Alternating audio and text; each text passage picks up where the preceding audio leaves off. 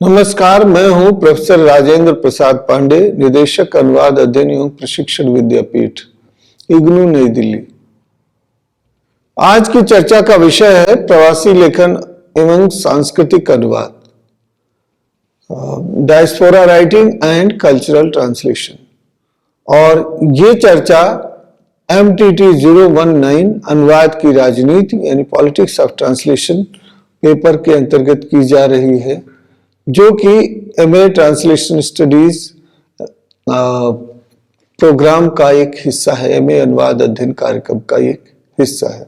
इस चर्चा के प्रमुख बिंदु हैं प्रवासन की अवधारणा, प्रवास अप्रवासन, उपनिवेश काल में प्रवासन, प्रवासी लेखन उपनिवेश काल, प्रवासी लेखन स्वतंत्र भारत, सांस्कृतिक अनुवाद, संस्कृति का अनुवाद, प्रमुख प्रवासी लेखक एवं अनुवादक। अब इन सभी बिंदुओं की चर्चा करेंगे। और प्रवासन डायस्पोरा के संदर्भ में कहा गया है।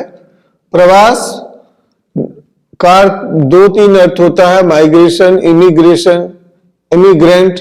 इन सब बिंदुओं पर विस्तार से हम बातचीत करेंगे। तो पहले प्रवासन की अवधारणा समझेंगे, फिर उपनिवेश काल के परिप्रेक्ष्य में डायस्पोरा कैसे घटित हुआ, डायस्पोरा है क्या, और प्रवासन के अंतर्गत किस तरह का लेखन हुआ स्वतंत्र भारत में, और इसका सांस्कृतिक अनुवाद से क्या सरोकार है, संस्कृत का अनुवाद और सांस्कृतिक अनुवाद कैसे जुड़े हैं, कैसे भिन्न है, और कुछ प्रमुख प्रवासी लेखक एवं अनुवादक कौन कौन से रहे हैं, इसको जानने की कोशिश करते हैं। तो हम चर्चा आरंभ करते हैं प्रवासन की अवधारणा। प्रवासन यानी डायस्पोरा। अब डायस्पोरा शब्द का सबसे पहले प्रयोग कब किया गया? तो सबसे पहले इसका इस्तेमाल किया गया forceful displacement of A group of people. बलपूर्वक कुछ लोगों को उनके स्थान से हटा दिया गया, बाहर कर दिया गया।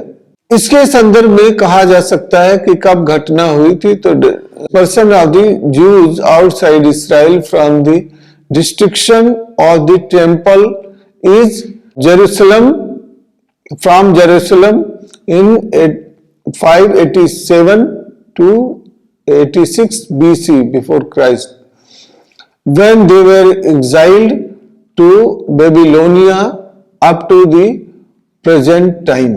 अब इसका अर्थ क्या हुआ कि ज्यूज को जो है इसराइल से बाहर कर दिया गया, उनको उनके स्थान से हटा दिया गया, डिसबर्स कर दिया गया। और क्यों कर दिया गया? क्योंकि ये जेरूसलम में 586 BC यानी ईसा पूर्व 587-586 में एक मंदिर तोड़ दिए गए और डिस्ट्रक्शन हो गया और उनको वहां से हटा दिया गया। जब उनको वहां से हटाया गया था तो वो बेबीलोनिया भेज दिए गए थे, और अभी भी बेबीलोनिया में वो वही है, बेबीलोनिया में ही स्थापित है, रहते हैं। अब इसी संदर्भ में डायस्पोरा की चर्चा सबसे पहले की गई थी। तो जब हम डायस्पोरा की बात करते हैं तो डिस्पर्सन है, यानी बिखराव है, अलगाव है या विस्थापन है। तो dispersion or spreading of something that was originally localised. शुरू में ये स्थानीय स्तर पर किया जाता था, किसी व्यक्ति या वस्तु या समूह को स्थानीय रूप से बाहर भेज देने की जो बात थी वो की जाती थी, प्रस्तुत की जाती थी एज ए पीपल और लैंग्वेज डिस्प्लेसमेंट। तो व्यक्ति या भाषाओं के बिखराव के लिए, उनके विस्तार के लिए उनको भेज दिया जाता था, उनको विस्थापित कर दिया जाता है, चाहे वो फोर्स्ड हो या सेल्फ इम्पोज्ड हो, चाहे बलपूर्वक भेज दिया जाए, ये स्वतः जो है वो आत्म रूप में अपने आप ही जो है उनके ऊपर ये आरोपित कर दिया जाए, सेल्फ इम्पोज्ड हो। अब हम जानने की कोशिश करते हैं कि प्रवास और अप्रवासन क्या है। तो और उसके कारण क्या है। ये कई शब्द हैं, जो डायस्पोरा है, इमिग्रेशन है, और इमिग्रेशन आप्रवासन के लिए कहा जाता है, डायस्पोरा माइग्रेशन प्रवास है। जब कोई व्यक्ति किसी कार्य से, चाहे वो घूमने के लिए, टहलने के लिए, या किसी शिक्षा के लिए, कारोबार के लिए, समाज में अपने स्थान से परेशान होकर के, या शासन द्वारा हटाए जाने से, या धार्मिक अंतर्विरोध के कारण, या जातीय अंतर्विरोध के कारण, या विभिन्न स्थानीय कारणों से जब कोई एक जगह से दूसरी जगह, चाहे इम्पोज्ड डिस्प्लेसमेंट जैसे मैंने बताया, चाहे इम्पोज्ड हो या सेल्फ इम्पोज्ड हो, तब वो प्रवासन होता है। लेकिन अगर कोई 4 महीने के लिए गया फिर लौट के आ गया, तो वो प्रवासन खत्म हो जाता है। तो ये स्थानीय स्तर पर होता है। अंतर प्रांतीय, जैसे कोई नौकरी के सिलसिले में गया, किसी का विवाह हो गया, तो ये असल में ये सोशियोलॉजिकल और पॉलिटिकल कॉन्सेप्ट है। इसको इस परिप्रेक्ष्य में समझने की जरूरत है। और रिलीजियस भी, कभी कभी एक धर्म विशेष जिससे वो जुड़ा हुआ, वहां उसके हित मित्र किंसित के लोग अगर रह रहे हैं, तो क्या करेगा, वो अपने हित उद्देश्य के लिए वहां जाके बस जाएगा। डिसलॉजिंग लॉजिंग की जो ये पूरी परिकल्पना है, वो इसी से जुड़ी हुई है। तो स्थानीय कारण भी हो सकते हैं, कई शिक्षा का कारण हो कि कोई विश्वविद्यालय नहीं अच्छा बना है, कोई शिक्षा की अच्छी व्यवस्था नहीं है, मेडिकल की पढ़ाई के लिए कोई जा रहा है, या कोई व्यापार करने के लिए जा रहा है, तो स्थानीय कारण से लोग जो है स्थानीय पलायन कर जाते हैं। अंतर प्रांतीय होता है, जैसे एक राज्य से के ही एक जिले से दूसरे जिले, एक शहर से दूसरे शहर तक जो चले जाते हैं। जो अंतर प्रांतीय होता है वो इंटर स्टेट या इंटर प्रोविंशियल होता है। अब उसको किस रूप में जानने की कोशिश करेंगे। वो अंतर प्रांतीय जो होता है, वो अपने एक प्रदेश से दूसरे प्रदेश में, खासतौर से नौकरी के लिए, शिक्षा के लिए, या विवाह के कारण से, या अन्य किसी कारण से, या पलायन कर जाते हैं, पलायन करने के लिए विवश कर दिए जाते हैं, तो ये माइग्रेशन होता है और वो अंतर प्रांतीय हो जाता है। लेकिन उसका एक और कारण भी होता है। वो कारण होता है कि अंतरराष्ट्रीय पलायन, प्रवासन भी हो जाता है। अप्रवासन उसे कहते हैं, इमिग्रेशन कहते हैं। उसके लिए जैसे वैधानिक रूप से वीजा लेकर के कुछ लोग जाते हैं। कुछ लोग किसी कंपनी में काम करते हैं, एमएनसी में, मल्टीनेशनल कंपनी में काम कर रहे हैं। मान लीजिए कंपनी ने उनको वहां से एक देश से दूसरे देश में भेज दिया, अपने मूल स्थान से उनको अलग कर दिया। तो ये इंटरनेशनल जो इमिग्रेशन है, उसके कारण भी वीजा पासपोर्ट की व्यवस्था की जाती है। तो कभी कभी व्यक्तिगत रूप से, कभी सरकारी स्तर पर, और कभी कभी सामाजिक सांस्कृतिक कारणों से उनको ऐसा करना पड़ता। मान लीजिए किसी पुरुष का विवाह हो गया एक ऐसे देश में जहां वो विदेशी स्त्री के साथ, या उस एक स्त्री के साथ, एक लड़की के साथ जो विदेश में रहती है, या इसके विपरीत किसी व्यक्ति का विवाह, किसी लड़का का विवाह ऐसे पुरुष या लड़के के साथ हो गया जो विदेश में रहता है। तो नौकरी के कारण, बसने के कारण, सामाजिक सांस्कृतिक कई कारण है। कई बार जो है उनको व्यवसाय अच्छा लगता है, कहीं रहन सहन अच्छा लगता है, तो विदेशी नागरिकता जो लेने की जो परंपरा है वो भी देखी जा सकती है। अब प्रवासन के कौन कौन से कारण हो सकते हैं, तो कारण ये है, वो विधिक कारण हो सकते हैं, लीगल, कुछ सामाजिक कारण हो सकते हैं, कुछ सांस्कृतिक कारण हो सकते हैं, कुछ प्रशासनिक कारण हो सकते हैं। जैसे किसी जगह, किसी शहर को फिर से पुनर्वास वहां कराने की व्यवस्था की गई, तो वहां से हटा के दूसरी जगह किए जा सकते हैं।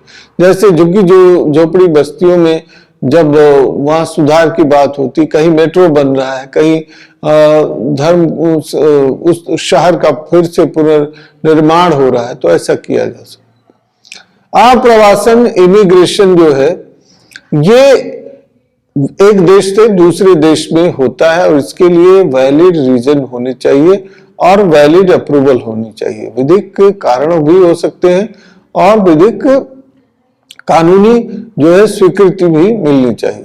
विस्थापन डिसलॉज भी करने की कोशिश होती है कि किसी ने बलपूर्वक कर दिया, कभी सरकारी नियमों के तहत हो गया, कभी कानून की ये जो व्याख्या है वो बताती है, तब इस तरह से कोशिशें देखने को मिलती हैं और लोग कभी कभी इम्पोज्ड, कभी सेल्फ इम्पोज्ड कारणों से वो पलायन करते हैं। और इस पूरी प्रक्रिया में प्रवास, पलायन, स्थानीयंतरण, कई शब्द इस्तेमाल में लाए जाते हैं, एक दूसरे से भिन्न भी हैं लेकिन कहीं न कहीं एक दूसरे से जुड़े भी हैं। तो डायस्पोरा इन्हीं से बना हुआ एक तंत्र है, इसी का एक सेट है और इसी से जुड़ी हुई उसकी व्याख्या की जा सकती है। उपनिवेश काल में जो प्रवासन हुए वो कैसे हुए, क्यों होते थे, उसका क्या स्वरूप था, इसको संक्षेप में जानने की कोशिश करते हैं। तो अंग्रेजी शासन काल में, जैसा हम जानते हैं, उपनिवेश काल में जब हम एक कॉलोनी थे तब हम देखते थे, तब हमको पता था कि एक एग्रीमेंट एक्ट बनता था, किसके बीच में, भारत के लोगों के बीच में और ब्रिटिश सत्ता के बीच में। तो एक ग्रुप ऑफ पीपल, कुछ लोगों को उस एग्रीमेंट के तहत दूसरे देशों में जाते थे और जरूरी नहीं कि अंग्रेजी शासन तंत्र से ये एग्रीमेंट बनता था। खास तौर से पूर्वी उत्तर प्रदेश और बिहार के बहुत से लोग, फिजी, ट्रिनिडाद, टोबैको, मलेशिया, अनेक देशों में, गाना, मॉरिशस, अनेक देशों में जो है वो एग्रीमेंट एक्ट के तहत जाते थे। क्या एग्रीमेंट होता था कि वो लेबर के रूप में वहां जाएंगे। तो वहीं से गिरमिटिया की जो अवधारणा है वो बन के सामने आती है कि गिरमिटिया कौन है, कैसे गिरमिटिया वहां कार्य करते थे, क्या कॉन्सेप्ट है गिरमिटिया का, इसको समझने की जरूरत है। गिरिराज किशोर का एक चर्चित उपन्यास है पहला गिरमिटिया, यानी एग्रीमेंट से ही उसको जो है सही ढंग से, क्योंकि स्थानीय लोग नहीं बोल पाते थे, तो एग्रीमेंट से वो एग्रीमेंट के तहत जो लोग जाते थे वो गिरमिटिया के रूप में जाने गए। और उन्होंने, गिरिराज किशोर ने महात्मा गांधी को पहला गिरमिटिया बताया कि जब वो दक्षिण अफ्रीका में गए तो वहां भी एग्रीमेंट एक्ट चल रहा था, तो वे गिरमिटिया के रूप में गए, यानी पहले ऐसे श्रमिक के रूप में इनकी अवधारणा थी। यद्यपि महात्मा गांधी शिक्षा ग्रहण करने के लिए, वकालत की शिक्षा ग्रहण करने और वकालत करने के लिए वहां गए थे साउथ अफ्रीका में। अब आप देखिए कि ये जो गिरमिटिया की अवधारणा है, ये संस्कृत निष्ठ शब्द नहीं है। एग्रीमेंट से गिरमिटिया बन गया कि जो लोग एग्रीमेंट के तहत जाते थे, तो किस लिए जाते थे, ट्रिनिडाद, टोबैको या जो मलेशिया वगैरह में, ये शुगर केन के लिए, गन्ने की खेती के लिए जाते थे, कुछ अन्य कार्यों से जाते थे, तो उसके तहत ज्यादा संख्या में किसान मजदूर भी गए, तो श्रमिक वर्ग भी गया बड़ी संख्या में। और ये भी देखा गया कि मॉरिशस के जो प्रधानमंत्री थे जगन्नाथ, वे भारत की तरफ से गए थे, तो कभी उनके पूर्वज गिरमिटिया थे, यानी एग्रीमेंट के तहत वो बलपूर्वक फोर्स लेबर के तौर पर वो गए थे। शिक्षा के साथ बुद्धिजीवी वर्ग का जुड़ाव होता है और इंटेलेक्चुअल क्लास जो है एजुकेशन से जुड़ा हुआ था। बहुत से सैनिक जो ब्रिटिश सेना में थे वो बाध्य थे कि वो जाए, जहां सेना भेजेगी उनको जाना ही पड़ेगा। इसके अलावा कुछ व्यापार करने के लिए गए और बहुत उद्योगपति बन करके रह गए और वहां बस गए। उनके पुरखों को लगता था कि वो लौट के आएंगे, लेकिन अब कई पीढ़ियां, 4-5 पीढ़ी हो गई और वे वहीं बस गए। उन्होंने अपनी प्रभुसत्ता स्थापित कर ली, अपना बहुत महत्व बना लिया। कुछ पर्यटन करने के लिए भी गए थे और वहां आके रह गए और कुछ लौट आए। तो इस तरह से उपनिवेश काल में प्रवासन की ये स्थिति दिखाई देती है। अब प्रवासी लेखन जो डायस्पोरा राइटिंग है वो कॉलोनियल पीरियड में कैसे हुआ, तो कुछ उदाहरण मैं प्रस्तुत करूंगा। वैसे विस्तार बहुत हो जाएगा, लेकिन कुछ संकेतों, प्रतीकों के माध्यम से संक्षेप में मैं बताना चाहूंगा। अंग्रेजी के पहले जो लेखक माने जाते हैं, Bharat Indian writer in English, जिसे हम कहते हैं कि अंग्रेजी में लिखने वाला पहला भारतीय लेखक जो मुकम्मल व्यवस्थित लेख जिसने लिखा वे दीन मोहम्मद के रूप में जाने जाते हैं। दीन मोहम्मद पटना में जन्मे थे और वो जो है फर्स्ट इंडियन इंग्लिश राइटर के रूप में जाने जाते हैं। इन्होंने ईस्ट इंडिया कंपनी जो बंगाल में काम कर रही थी, यानी ईस्ट इंडिया कंपनी की बंगाल सेना, बंगाल आर्मी में ये 15 साल तक नौकरी किए और कंपनी जब आयरलैंड में चली गई, उसको कंपनी को जो है आयरलैंड में स्थापित कर दिया गया। तो सेना के साथ साथ वे भी गए और उन्होंने अंग्रेजी में लिखना शुरू किया। तो 1784 में द ट्रेवल ऑफ दीन मोहम्मद उन्होंने लिखी, लेकिन उसका प्रकाशन लगभग 10 वर्ष बाद 1794 में हुआ, द ट्रेवल ऑफ दीन मोहम्मद। ये पहला लेखन है जो पहला प्रकाशित लेख पहली प्रकाशित कृति है, पहली प्रकाशित रचना है, वो दीन मोहम्मद की है अंग्रेजी में। और पहला अंग्रेजी उपन्यास राजमोहन्स वाइफ ये 1864 में प्रकाशित हुआ था। इसके लेखक प्रमुख बंगाली उपन्यासकार और लेखक बंकिम चंद्र चटर्जी थे। तो इस तरह से आप देखें कि कैसे प्रवासी लेखन कहां से शुरू होता है। बंकिम चंद्र चटर्जी भी भारत में भी थे, विदेश में भी रहे और अन्य बहुत से लोग जुड़े। यहाँ उल्लेख करना चाहूंगा कि कैसे जो है राजा राव ने उपनिवेश काल में ही लिखना शुरू किया, जब हम लोग अंग्रेजी शासन के अधीन रह रहे थे, लेकिन उनका मुख्य कार्य स्वतंत्र भारत में देखा जाता है, इंडिपेंडेंट इंडिया में देखा जाता है। MTT 019 अनुवाद की राजनीति यानी पॉलिटिक्स ऑफ ट्रांसलेशन पेपर के अंतर्गत की जा रही है, जो कि MA ट्रांसलेशन स्टडीज प्रोग्राम का एक हिस्सा है, MA अनुवाद अध्ययन कार्यक्रम का एक हिस्सा है। इस चर्चा के प्रमुख बिंदु हैं प्रवासन की अवधारणा, प्रवास अप्रवासन, उपनिवेश काल में प्रवासन, प्रवासी लेखन उपनिवेश काल, प्रवासी लेखन स्वतंत्र भारत, सांस्कृतिक अनुवाद, संस्कृति का अनुवाद, प्रमुख प्रवासी लेखक एवं अनुवादक। अब इन सभी बिंदुओं की चर्चा करेंगे। और प्रवासन डायस्पोरा के संदर्भ में कहा गया है।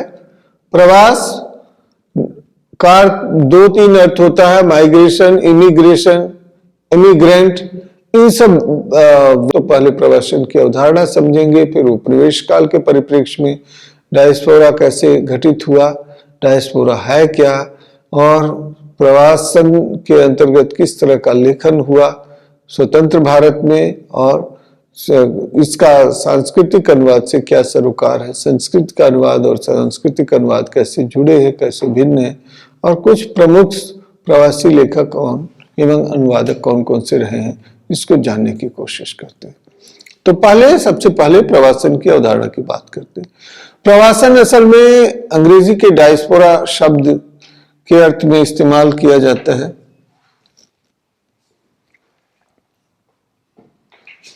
कौन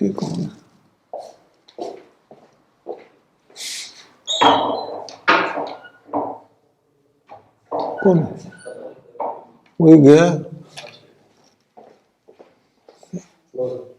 डिस्टर्ब तो नहीं हुआ।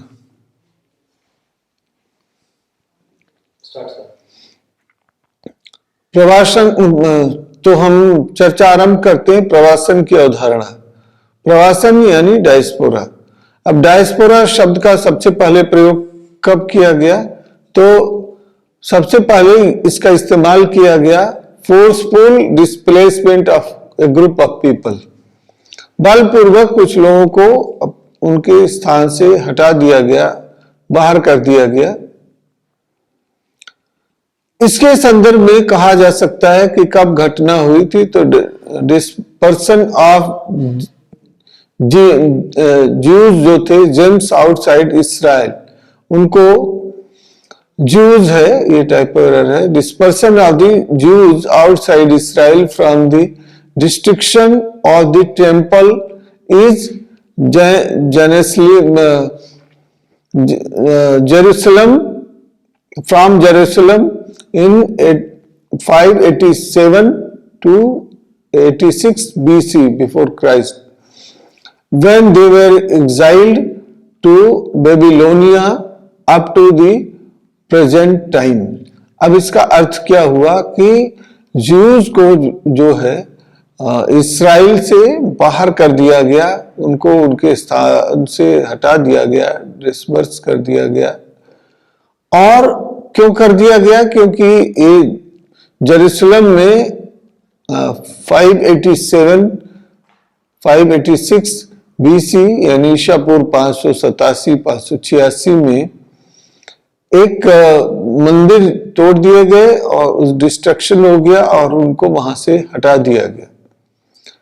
जब उनको वहां से हटाया गया था तो वो बेबीलोनिया भेज दिए गए थे और अभी भी बेबीलोनिया में वो वही है, बेबीलोनिया में ही स्थापित है, रहते हैं। अब इसी संदर्भ में डायस्पोरा की चर्चा सबसे पहले की गई थी। तो जब हम डायस्पोरा की बात करते हैं तो डिस्पर्सन है, यानी बिखराव है, अलगाव है, या तो dispersion or spreading of something that was originally localised. शुरू में ये स्थानीय स्तर पर किया जाता था, किसी व्यक्ति या वस्तु या समूह को स्थानीय रूप से बाहर भेज देने की जो बात थी वो की जाती थी, प्रस्तुत की जाती थी एज ए पीपल और लैंग्वेज डिस्प्लेसमेंट। तो व्यक्ति या भाषाओं के बिखराव के लिए, उनके विस्तार के लिए उनको भेज दिया जाता था, उनको विस्थापित कर दिया जाता है, चाहे वो फोर्स्ड हो या सेल्फ इम्पोज्ड हो, चाहे बलपूर्वक भेज दिया जाए, ये स्वतः जो है वो आत्म रूप में अपने आप ही जो है उनके ऊपर ये आरोपित कर दिया जाए, सेल्फ इम्पोज्ड।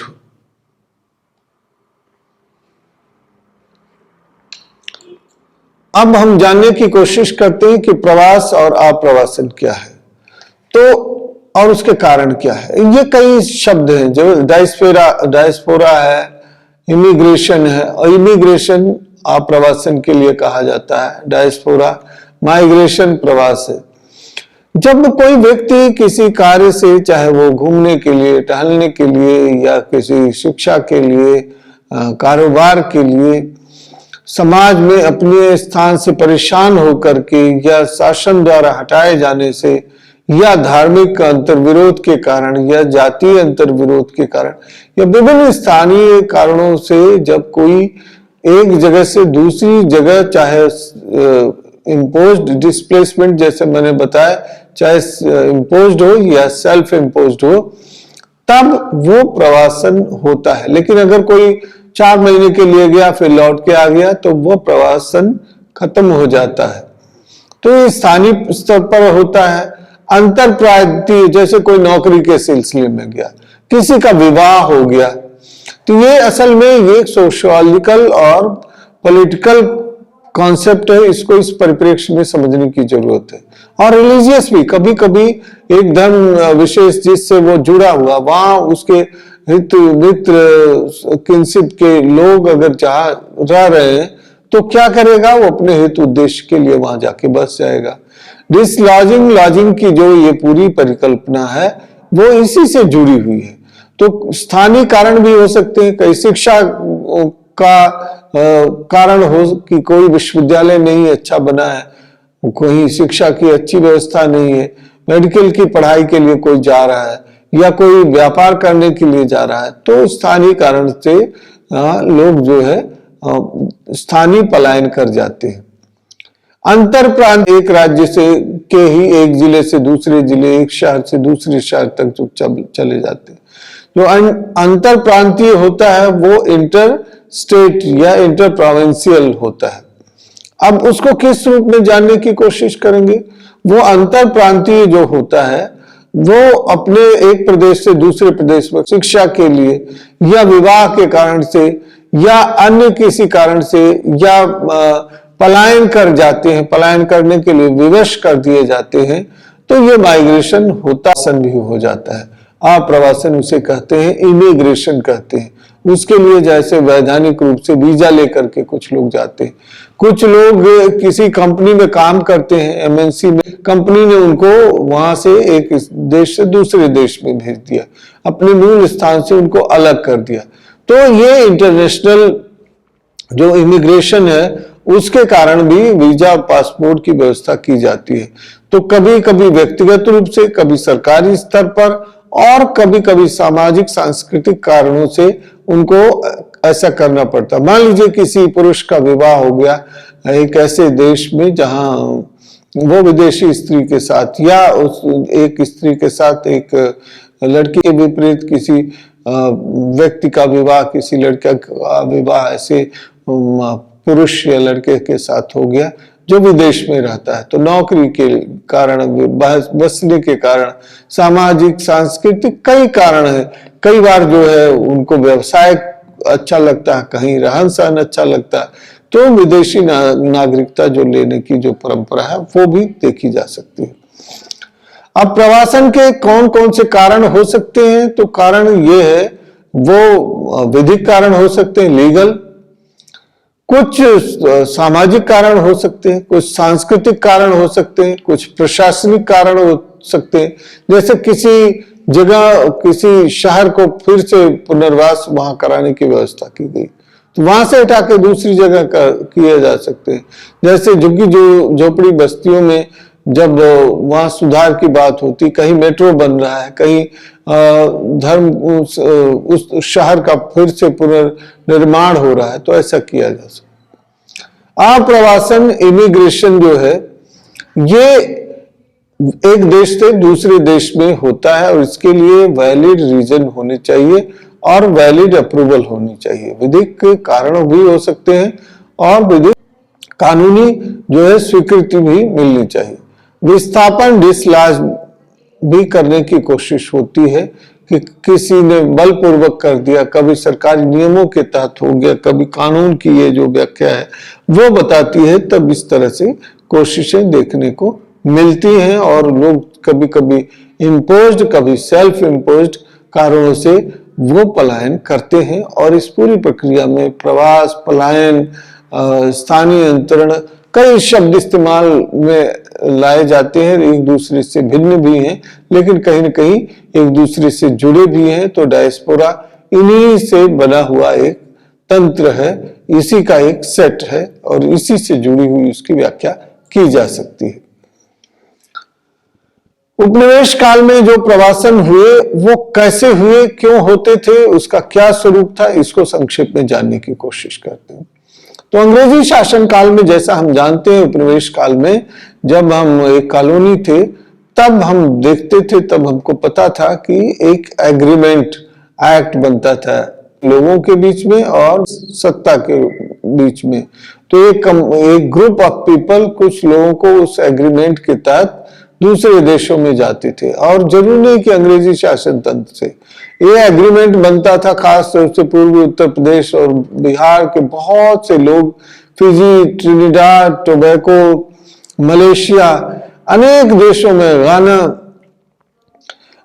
मॉरिशस, अनेक देशों में जो है वो एग्रीमेंट एक्ट के तहत जाते थे। क्या एग्रीमेंट होता था कि वो लेबर के रूप में वहां जाएंगे। तो वहीं से गिरमिटिया की जो अवधारणा है वो बन के सामने आती है कि गिरमिटिया कौन है, कैसे गिरमिटिया वहां कार्य करते थे, क्या कॉन्सेप्ट है गिरमिटिया का, इसको समझने की जरूरत है। गिरिराज किशोर का एक चर्चित उपन्यास है पहला गिरमिटिया, यानी एग्रीमेंट से ही उसको जो है सही ढंग से, क्योंकि स्थानीय लोग नहीं बोल पाते थे, तो एग्रीमेंट से वो एग्रीमेंट के तहत जो लोग जाते थे वो गिरमिटिया के रूप में जाने गए। और उन्होंने, गिरिराज किशोर ने महात्मा गांधी को पहला गिरमिटिया बताया कि जब वो दक्षिण अफ्रीका में गए तो वहां भी एग्रीमेंट एक्ट चल रहा था। तो वे गिरमिटिया के रूप में गए, यानी पहले ऐसे श्रमिक के रूप में। इनकी अवधारणा थी। यद्यपि महात्मा गांधी शिक्षा ग्रहण करने के लिए, वकालत की शिक्षा ग्रहण करने और वकालत करने के लिए वहां गए थे साउथ अफ्रीका में। अब आप देखिए कि ये जो गिरमिटिया की अवधारणा है, ये संस्कृत निष्ठ शब्द नहीं है। एग्रीमेंट से गिरमिटिया बन गया कि जो लोग एग्रीमेंट के तहत जाते थे, तो किस लिए जाते थे? ट्रिनिडाड टोबैको या जो मलेशिया वगैरह में, ये शुगर केन के लिए, गन्ने की खेती के लिए जाते थे, कुछ अन्य कार्यों से जाते थे। तो उसके तहत ज्यादा संख्या में किसान मजदूर भी गए, तो श्रमिक वर्ग भी गया बड़ी संख्या में। और ये भी देखा गया कि मॉरिशस के जो प्रधानमंत्री थे जगन्नाथ, वे भारत की तरफ से गए थे, तो कभी उनके पूर्वज गिरमिटिया थे, यानी एग्रीमेंट के तहत वो बलपूर्वक फोर्स लेबर के तौर पर वो गए थे। शिक्षा क्या? शिक्षा के साथ बुद्धिजीवी वर्ग का जुड़ाव होता है और इंटेलेक्चुअल क्लास जो है एजुकेशन से जुड़ा हुआ था। बहुत से सैनिक जो ब्रिटिश सेना में थे, वो बाध्य थे कि वो जाएं, जहां सेना भेजेगी उनको जाना ही पड़ेगा। इसके अलावा कुछ व्यापार करने के लिए गए और बहुत उद्योगपति बन करके रह गए और वहां बस गए। उनके पुरखों को लगता था कि वो लौट के आएंगे, लेकिन अब कई पीढ़ियां, 4-5 पीढ़ी हो गई और वे वहीं बस गए। उन्होंने अपनी प्रभुसत्ता स्थापित कर ली, अपना बहुत महत्व बना लिया। कुछ पर्यटन करने के लिए भी गए थे और वहां आके रह गए और कुछ लौट आए।